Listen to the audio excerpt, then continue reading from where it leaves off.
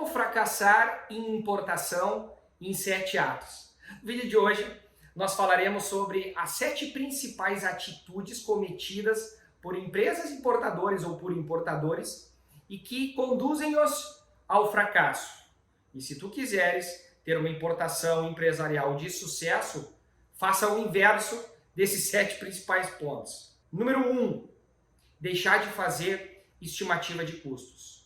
O principal erro, sob o meu ponto de vista, que importadores cometem é não fazer uma análise de precificação, uma análise do melhor modal, do melhor porto, da melhor estratégia em cada uma das operações de importação.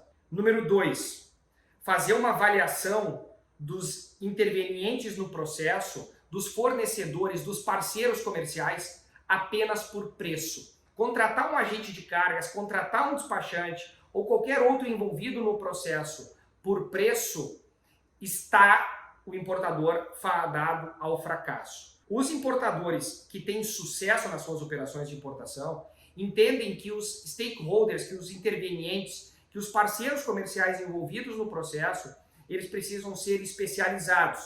Portanto, precisa se contratar por uma especialização que se tem naquela operação de importação, naquele produto, naquele setor, naquele segmento, para aí sim fazer uma avaliação da melhor estratégia logístico-aduaneira no processo. Número 3, deixar de avaliar quais são os incentivos fiscais das operações de importação que a sua empresa pode se fazer valer. Eu sempre fiz assim, sempre deu certo. Excelente. E se eu te demonstrar ou te apresentar uma melhor alternativa que possa reduzir o teu custo e ou aumentar o teu ganho, faria sentido? Os incentivos fiscais em estados como Santa Catarina, como Espírito Santo, como Alagoas, como Rondônia, como outros tantos, eles apresentam uma alternativa de redução tributária à operação de importação, basicamente naquilo que diz respeito ao ICMS, e permitem que importações entrem com um custo mais baixo quando desembaraçadas naquele ou outro estado. Número 4, reposição de estoque. Esquecer que existe um prazo de operação de importação, de produção, de embarque, de liberação aduaneira. Esse é um erro crasso para empresas importadoras. Por quê? Porque muitas delas, quando estão iniciando o seu processo de importação, vai fazer ou fazem um pedido de uma nova importação quando o produto já está acabando no seu estoque.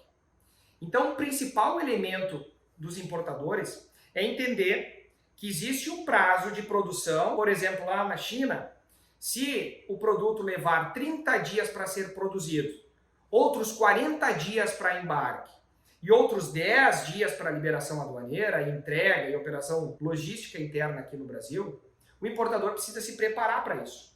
Então, muitas vezes se diz que precisa-se ter um lote sendo produzido, um lote embarcado por chegar e um lote que está sendo aí sim liberado, que está em fase final, entrando no estoque ou com prazo recente de entrada em estoque. Precisa sempre se ter 3 operações, basicamente, 3 operações em andamento, para se proteger de uma eventual falta de estoque lá na frente. Número 4, deixar de fazer uma avaliação coerente do tratamento administrativo.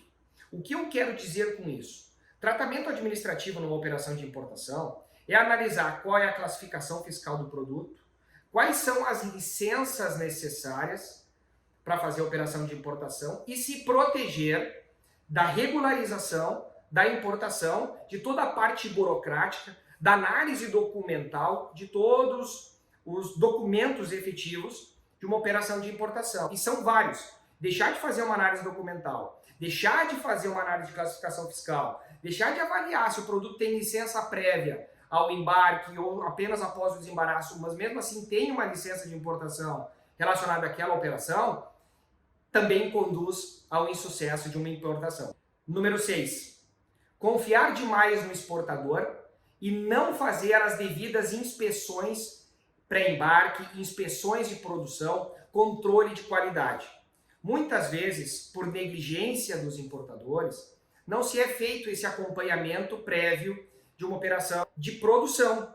Ou seja, eu consultei aquele exportador na internet, eu perguntei para o meu amigo, eu já conheço empresas que importam deste exportador e comigo não vai dar problema.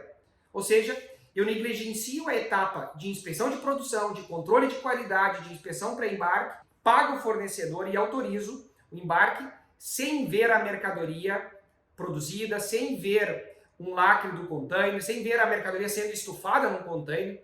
E esse é um erro muito comum de importadores, que muitas vezes trazem transtornos, porque por vezes algum exportador pode embarcar uma mercadoria que não é aquela que de fato foi negociada e que foi paga. Número 7. Esquecer de ajustar a empresa, sua empresa, como importador. O que é isso? Estabelecer radar, estabelecer limite de radar, fazer uma avaliação da melhor natureza tributária, se no lucro real, no presumido, ou mesmo no simples nacional. Ou seja, fazer uma avaliação se a empresa, se na empresa constam os quinais que serão importados, os produtos serão importados, estabelecer todos esses elementos dentro da empresa para deixá-la lista, liberada, organizada para importação, também é um erro bastante comum de empresas importadoras. Então são esses os 7 principais elementos que, se tu quiseres ter uma operação de importação de sucesso, precisa ser organizado, precisa ser bem avaliado.